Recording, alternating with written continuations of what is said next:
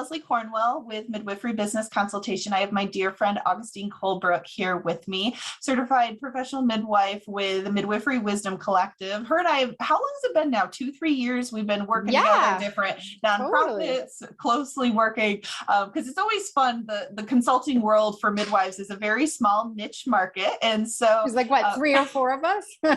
I know, I laugh so hard when I don't even introduce myself as a midwife to people. I'm like, yeah, I'm a midwife business consultant. Everybody's like, I've never heard of that. So I like to brag and promote, like, there are very few, but it's so needed. You and I were talking before the recording, how busy we're getting and expanding services because there's such a need in the US and around the world for what you and I are trying to advocate for. So anybody, I'm sure most people that are listening to this have heard of you. You're far more famous than I am, but just give them an introduction to who you are.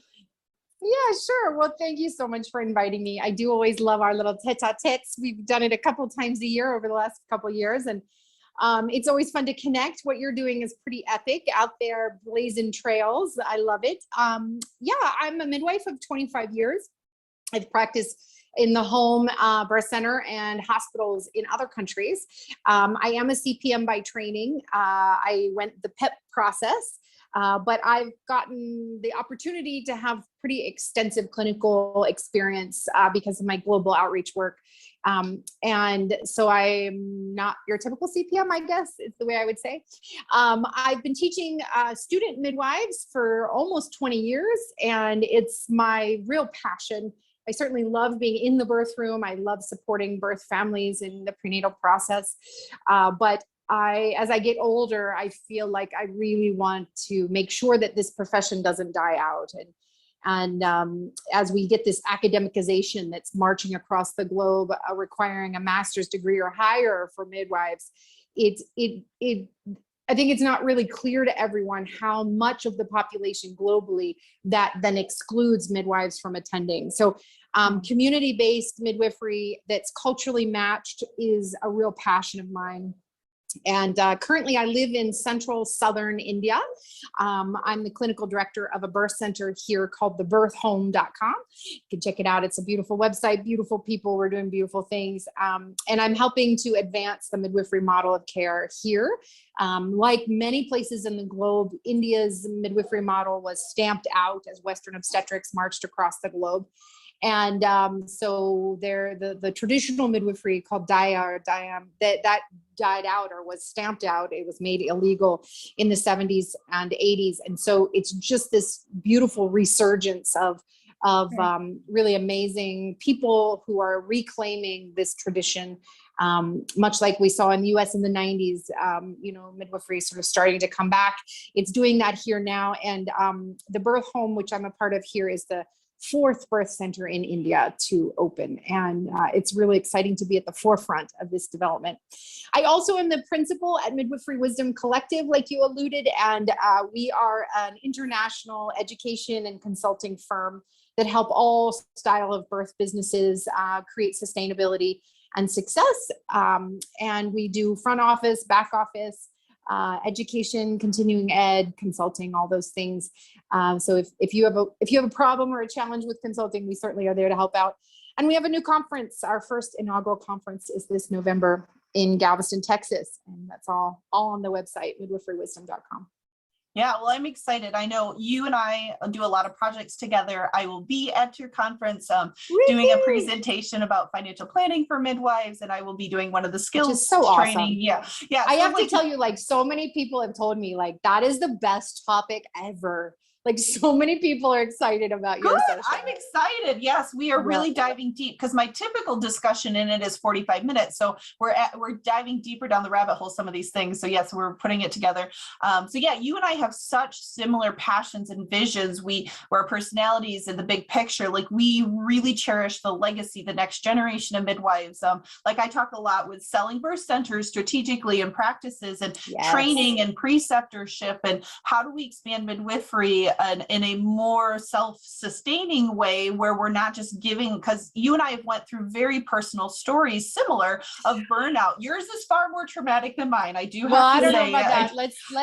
Let's not quantify. Like, it is traumatic no matter what. Just the level, you and I had a very strong drive and passion came from the core purpose. We both went through severe burnout. We both knew midwifery had to be different, because we're not the only midwives going through what we went through in in fact, I think it's the majority. It's the majority. Yeah.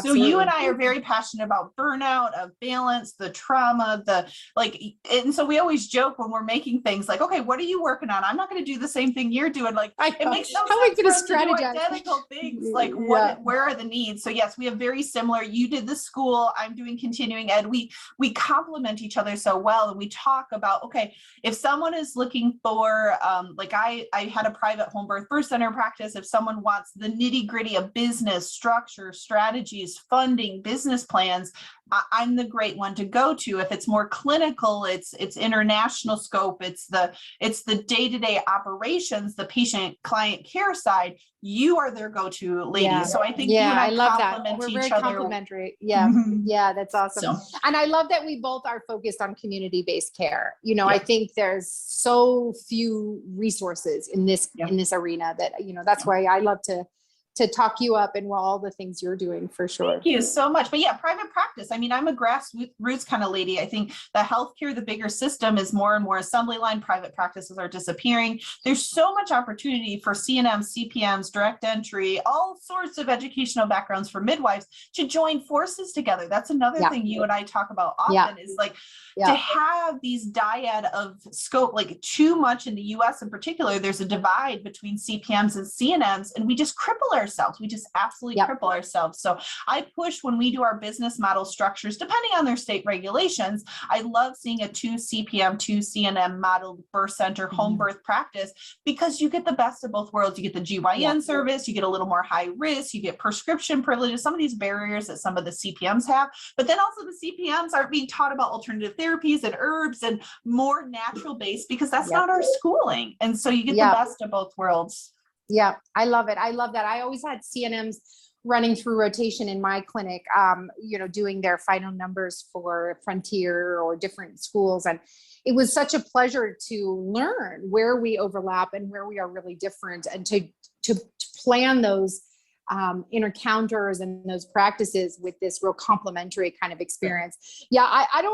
I wish that the country had not come to this crazy divide where we have a gulf between certainly obstetrics and midwifery, but then even within midwifery, there are essentially 5 different types of midwives in the US, and there's kind 50 state regulations you have to worry about. I know, it's insane, but it feels like they're all kind of islands, and I'm all about bridge building, and I think you are too. And it's really exciting. I can't even begin to conceptualize what is going to be possible 15 years from now. Like the folks that are really in the front lines that you and I are kind of supporting tangentially, they're really changing the story. I know some incredible birth center models happening in Colorado, happening in Texas, Utah. I'm seeing some incredible collaboration. Certainly, we're all really excited about the New York bill.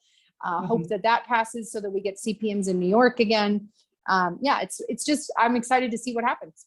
Yeah, well, and I think post-COVID, you and I have had our practices for a similar amount of time, 5-7 years, but I've noticed post-COVID, the last 2 years, it's escalated to a whole new level, because whether you are in the hospital setting and you don't want a vaccination, you don't like the assembly line, you don't like all the things quickly happening, you want more control over your life, people are really jumping into private practice, business ownership, or a CPM. Like, I was already busy as can be, and now I'm taking too many ladies because I feel like I have to, and the burnout levels just went through the roof. So if you want to talk a little more what you're seeing.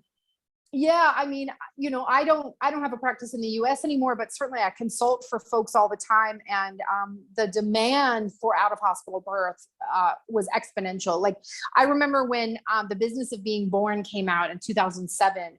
By 2010, by CDC statistics, the home birth rate had doubled in the United States just from that influence alone. And now I think I can't even imagine, like, so many midwives are saying their practices have doubled overnight.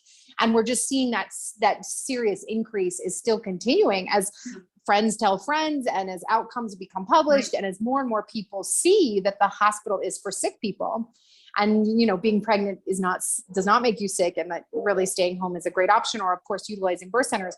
The AABC statistic is that every single week a new birth center opens in the United States, and like you and I are kind of at the place of trying to support all of that and see that happen, because it's so necessary.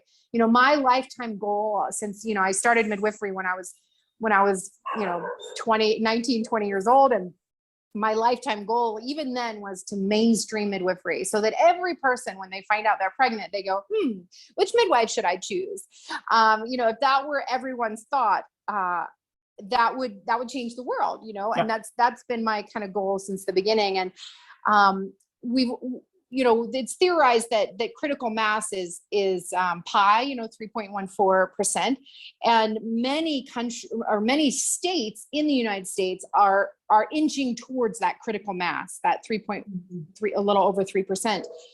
Certainly some of the West Coast states have already made it, but as the whole country moves towards that critical mass, the demand is going to be deafening, literally deafening.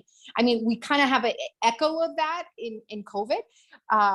But as the fear dissipates from this pandemic, and as statistics start getting more published, and as people really start to make this choice, we are not going to have anywhere near the capacity that we need. And then you combine that with the fact that we have massive swaths of healthcare deserts in the United States.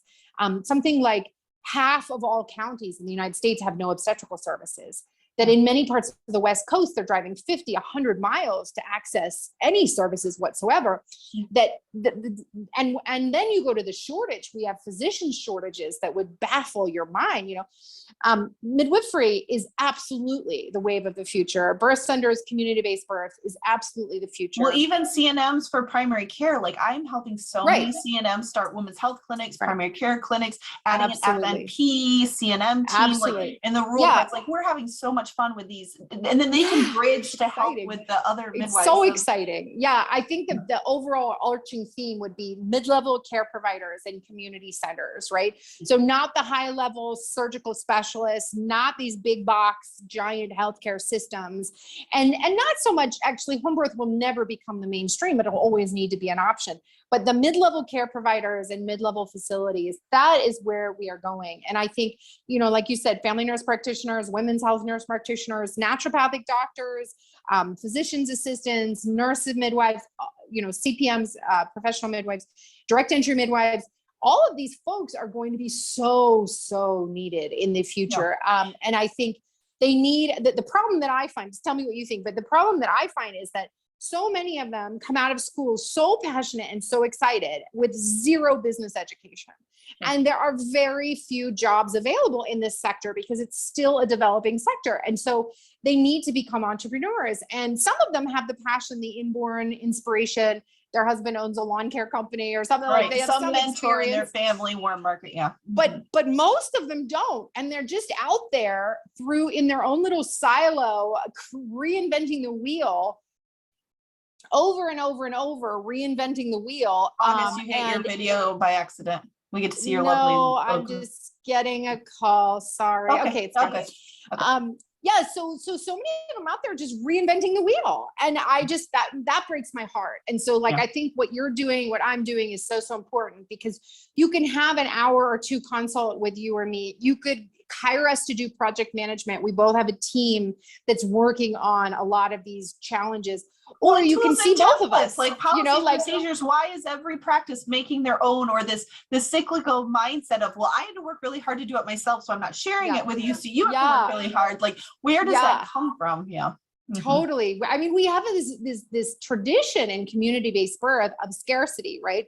So when midwifery was really stamped out of US culture, was starting in the 1900s and moving until about the 1950s, 1960s. Midwifery was actively persecuted, was actively hunted. In fact, you can look up photos that were published in US newspapers vilifying these dirty midwives, right? So it was court cases, it was smear campaigns, it was an active campaign I just by the American Medical Association. podcast that they did that in 2008 to the midwife in New York. Oh, and it hasn't completely gone away. Happens, but it was a lot more back then. Yes. But it was so strategic and so effective in the 1920s to the 1950s that virtually every midwife in the nation stopped practicing, or at least stopped taking students. And so we had this real die out of midwifery. Like there's this break between about 1950 and 1970 at the earliest, at least 20 year, but in some parts of the country, there is 100-year gap, right? But in many parts of the country, there was a break in the lineage of midwifery. And so what that created were these fear, like it's a culture of fear. So there was scarcity, there was anxiety, there was protectionism, there was defensiveness, and ultimately there was like this perception that everyone was out to get you. And so midwifery grew up out of that language, out of that thought process. So they stopped sharing content and they stopped sharing details, and it became adversarial. They stopped. Yeah. And it became adversarial. And I think what you and I feel so passionately about is just like breaking that paradigm. At least that's my main focus right now. I'm sorry. That's okay. That's okay.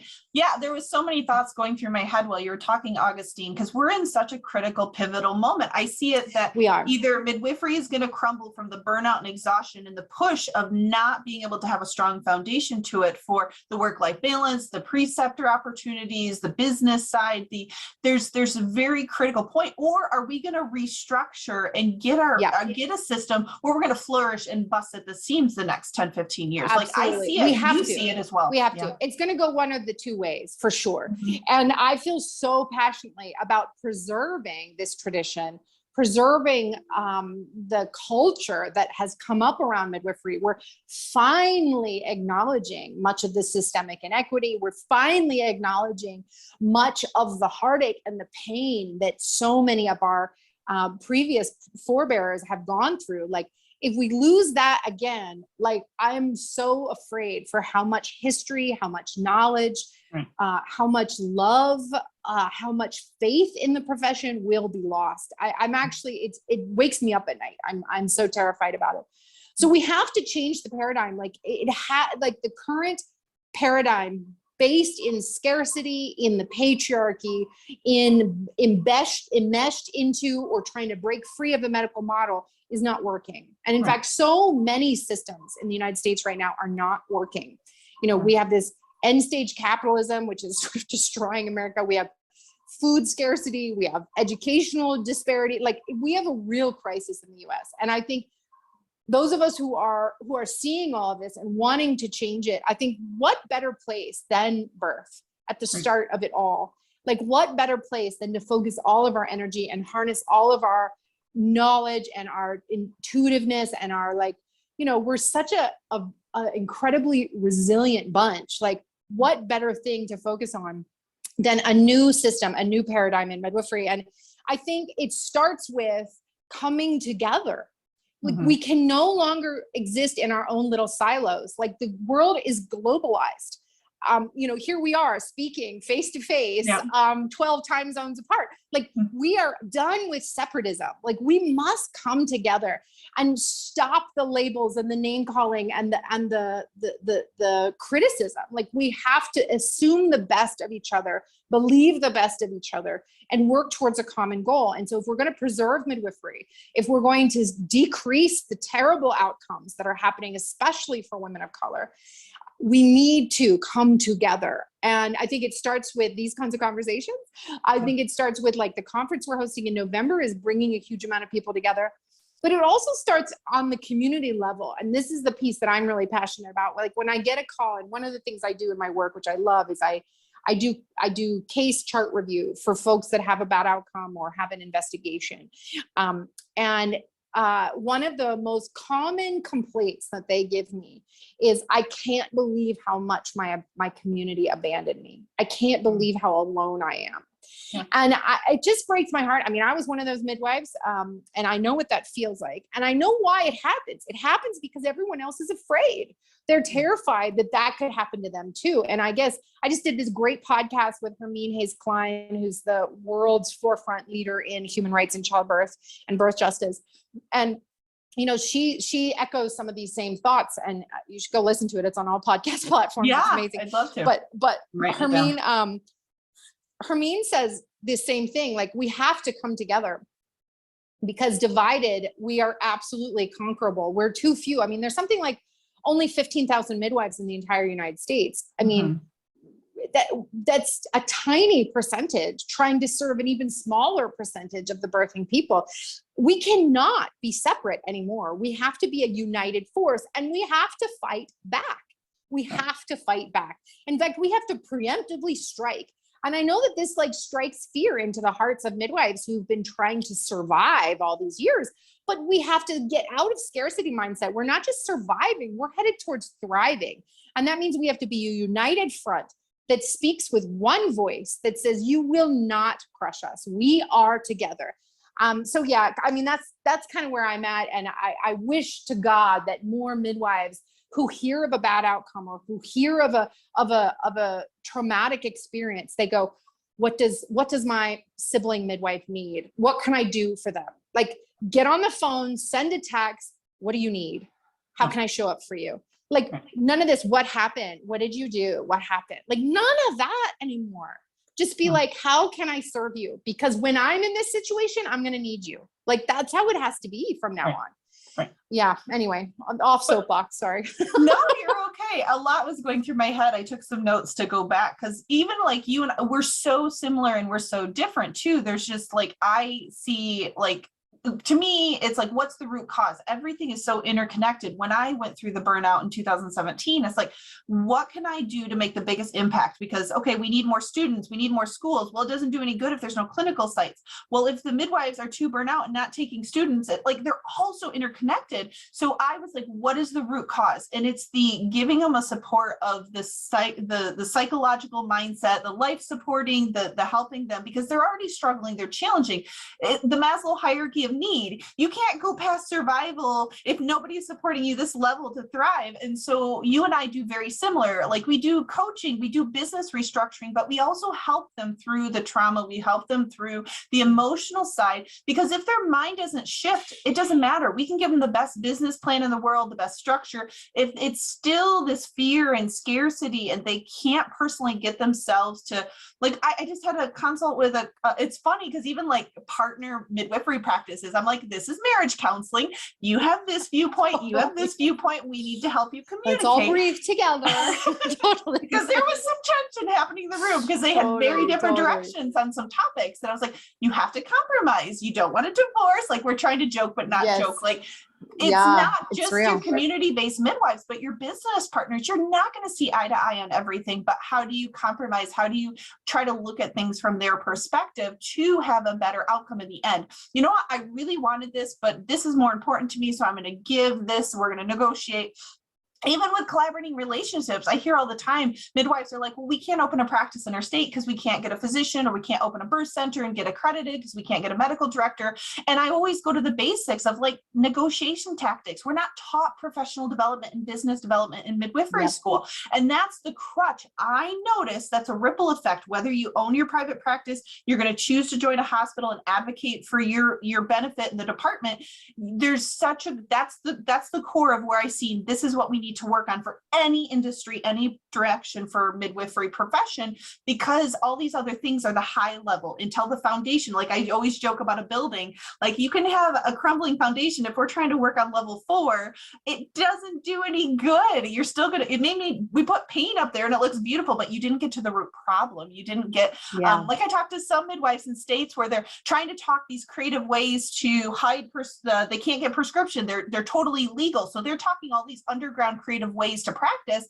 I was like, you're not getting the root problem. You need to advocate legislature. You're trying to restructure and Band-Aid over. There's a crack in the wall, so I'm going to just put some plaster on it versus let's get to the foundational problems. It's harder. It's harder. It's so hard. It's actually backbreaking. I mean, and this brings up a whole nother problem in midwifery. You might not experience this so much as a CNM, but as a CPM, I am so disappointed in the leadership of my profession. We try hard. I mean, I'm so disappointed. Our advocacy organizations say too little, too late. They don't actually advocate for us. They don't speak up for us. They don't educate us. They don't call out bullshit. They don't hold up with accountability. It's just like they're in name only. It's figurehead only. And I'm not calling out any specific person. This is not a name blame at all. This is just like national organizations are meant to lead the charge. They're meant to call out the problems. They're meant to being the ones that go to bat for us. And that just doesn't happen in the CPM world. And so again, the CNM I think world, it's getting there. Like I've had a wonderful discussion with Katrine Holland, who is the new CEO of ACNM a couple of weeks ago. I loved her to pieces. There is acknowledgement that's present, but I think it's that generational gap of they've had such a long string of who is doing the ACNM running and then who to vote in. There's a huge gap. Nobody's been mentored in the midline of how to take it over. They're semi-retired, they're super busy. And so I am seeing it too, but you got to first acknowledge it before you can make improvements. And they are working on that, but they have a very low membership rate because people on a national level are feeling that way. They're like, why would I contribute my $800 a year, $600, whatever the membership fee is? What am I getting? What I don't feel like. And I felt personally that way in 2017 when I went through my stuff. I was blown away of the lack of advocacy when some of these tensions we're having and accusations. You got thrown under the bus, not just by your community colleagues, but you also got thrown under the bus by the national. It blew my mind, the emails and the level of that thinking. Like you're on your own. You're on your own. That's kind of the main message. And so it's no wonder that we have all this scarcity and all this fear pervading all of the interactions. But yeah, it's time we drop that. It's time we change it. I'm ready to see the change because see what happens is if midwives stay siloed and private and silent, then a whole nother group is coming along behind. And this is the piece that I'm kind of scared about. So I don't know if you've heard the controversy about birth keepers, but this is a thing that's kind of sweeping some parts of the US. Weekend trainings and then attending births. And these are folks who don't know what they don't know.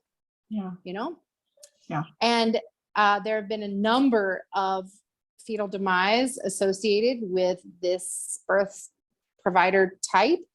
They're not really providers. I mean, this is the challenge is like, ultimately, when we have a shortage of midwives and people want to birth the way they want to birth, they find a way, And if we have such a struggle with payer source, like this is the other problem, right?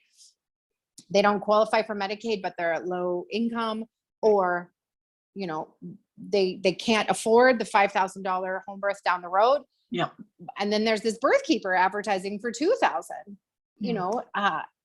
People make choices, and, as an unassisted birthing person myself, I believe entirely in the sovereignty of the birthing person's decision-making. I do not want government or any authority to regulate who and where and with whom I can have my baby. Like I'm fully supportive of that. But the problem is the rules and the laws that do come through become so restrictive that people who would normally want out of hospital birth cannot choose it because the law restricts the midwives from attending it. Like, for instance, Oregon's one of the ones that's gone the way of the dogs, really. Is now there are regulations about what Medicaid can reimburse. So we have a low-income person who qualifies for Medicaid. They want to have a natural birth. The home birth rate in Oregon is way over 3%, so it's a pretty common experience. They go looking for a midwife, and they have a high BMI. Can't be taken care of anymore. Their last baby was over 9.5 pounds. Can't see a midwife anymore. They had a 4th degree tear last time. They had preeclampsia last time. This current pregnancy, they can't see a midwife. That's a kind of over-regulation. So you know what happens? That person goes, well, I'm still going to have my home birth. And they go finding someone who will help them. So it's this like multi-pronged, I mean, there's so many levels to this. I get overwhelmed. There are, but I think the part you and I, we can talk, but you and I are systematically working on ways to improve We're it. doers. You and I are both doing continuing education. Like I just got back from an awesome ultrasound training in South Carolina this last week. You and I are doing both paradigms where like we can relate to the midwives, we can relate to the challenges, and what are the skills challenges? They have barriers accessing XYZ. How can we help them on the skill side? How can we help them professionally? How can we help them find funding to get the practices going they want to get going? So you and I have very core, they're almost like side complementaries, because I know and live and breathe the CNMs, but I do get CPMs, but you also get mostly CPMs, but you also help CNMs out. So like, I know that regulations really well. Like, you know, that in live and breathe the state regulations of CPMs, I know and live and breathe the CNM regulations. And like some states, I laugh because being linked to nursing, you can't have a business, or like I'm helping a couple in Florida, and you can't practice on your own until 2 years of prescriptive mentorship. And so all these barriers make it very difficult. So very hard. And at the same time, without those barriers, we end up with people taking a weekend training saying, I'll help you have your baby. Right. Yeah. Never having had resuscitation training or anything. I would argue with the state of Michigan over and over again, like, we just got midwifery regulations the last couple of years, which is exciting. But at that time, I would argue with Laura, the licensing agency, because they're trying to tell me running a business, even though there's nothing written, that you as a nurse cannot run a midwifery practice, but anybody but a nurse can do this. And they kept saying it, anybody but a nurse. And so eventually you choose, so you're just reinforcing flat out to them. I thought you're supposed to be about safety. So someone calls themselves a midwife, has no training, no scope, they just open a shop. You will give them a business license. But me, who has a master's degree, been doing this X amount of experience, blah, blah, blah, my nursing has buried me from being a safe option or another option for families to choose. And so it's eventually, ludicrous. It's crazy. It's just like, so it's like, do you move or do you fight the fight to get things better? And it doesn't happen overnight. So you and one thing that really can help is to get the parents involved. And I think, we're too busy being on call and being sleepless. But you can have your front desk person, your students, your administrative directors, somebody in your office can draft a letter to your midwives that you can review, and you can, or to your clients, your student, all your parents, draft a letter, send it out saying, help us help you. No. Like, let me show you how. Contact your state legislator, contact your senator, contact the rules agency, write this letter to these people. Here's the address. Like, you can help them be the voice to demand what's needed. Yeah, people don't realize the power as consumers and citizens, and they think, well, I'm not a midwife. And like a lot of this, particularly the CPM legislator, the lobbying, the funding, the advocacy has been the momentum of the clients they're serving, not directly the midwives. Many of them have been, as it should be, because we are but servants. They are the consumer. So if they want it, they should advocate for it. Right. But it's very hard to mobilize parents sometimes, especially in that first year, which is, again, why it's really great to keep long-term lists. So in my business education, I'm always like, you have to have a list management system, because you have to keep all these emails somewhere safely so that you can access them at a moment's notice. So a lead generation list. It's a big sales marketing thing, but we're using it for advocating versus like, I think people think of lead generation lists as spammy and throwing stuff at them. And I'm like, this is depends on how you write it. Depends on how you write it. Yeah, exactly. So that's a big part. We have a free course actually on how to build a list. And how to keep that going. So I'll send you that link because people can take we'll it put anytime. A lot of descriptions at the bottom. So I just want people to know about the wonderful resources available. They're not alone. There are, like, that's the one thing that drove me crazy when I started this. I was like, I wish these resources existed, or if they existed, I couldn't find them when I was going through my dark places. No, they didn't exist. Trust me, I looked really hard.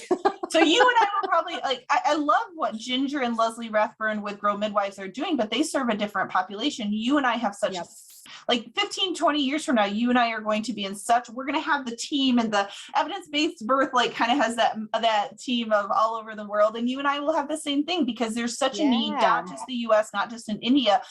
Like I have you have staff internationally, I have staff internationally, and we joke all the time, like, okay, how do we implement? I even had fun with a CPM finishing school. Like, can we do some military contracts? Because there's like in Japan, there's a couple cool birth centers that are outside the compound, but they got TRICARE access. It's half set up the culture it's in, and it's half set up what the families were looking for. The expats, my brain's going the business side. How can we, because too many times I talk to midwives, they think the utopia side. They think, I want a birth center. I want an anesthesia on in-house in case we need a C-section. I want OB.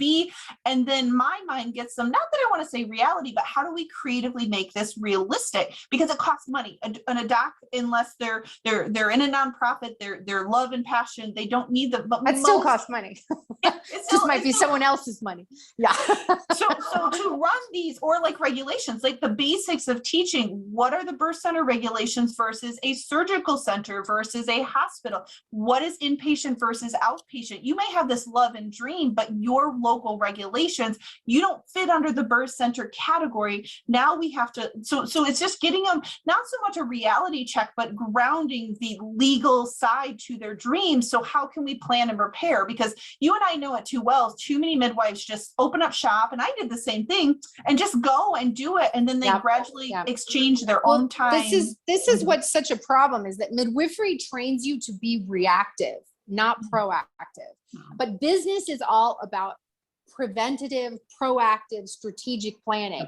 Midwifery is all about just react, go, react. Go with the flow. Sleep when and you if can. something happens, you do something about it. You have the skills and training, but they're just opposite. And so running a business like you run your practice is a recipe for disaster.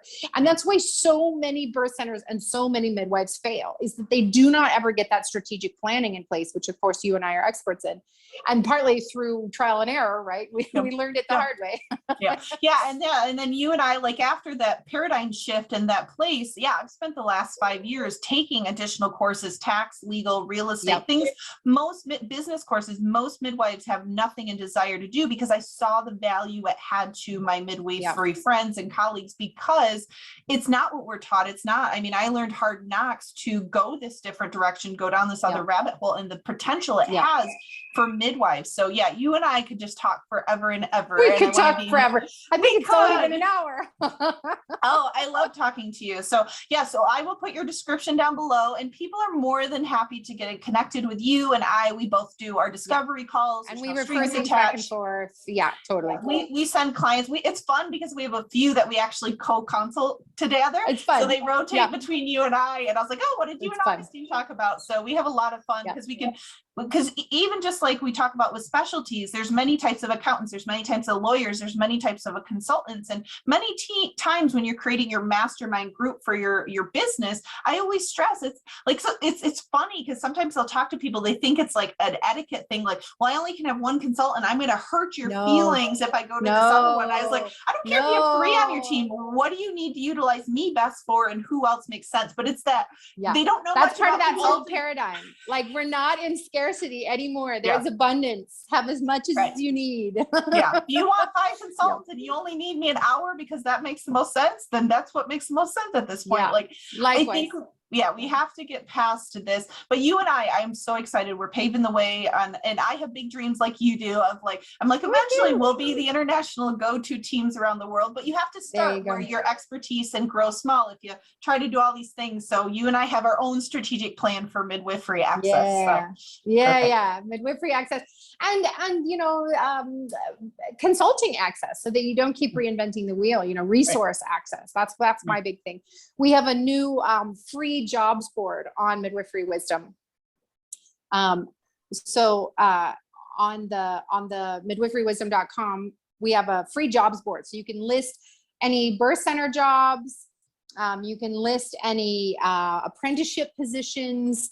We don't have room for resumes yet, but we just have room for any job. Just a or communication touch base point. Because I think that's a big thing. People will say, well, I'm having a hard time finding a great midwife. Because if you try to use ZipRecruiter and Indeed, you get lost with the traditional healthcare system. There's a couple hidden Facebook groups, but if you don't know about them, so that was something I brainstormed. Like, we need this central platform. So I'm so glad you created it, because I was on my list. It's up and it's free. Yeah. It's free. You can add your job listing anywhere, your apprenticeship options. And, we share it pretty regularly. So there's quite a few students and new midwives perusing that for new positions.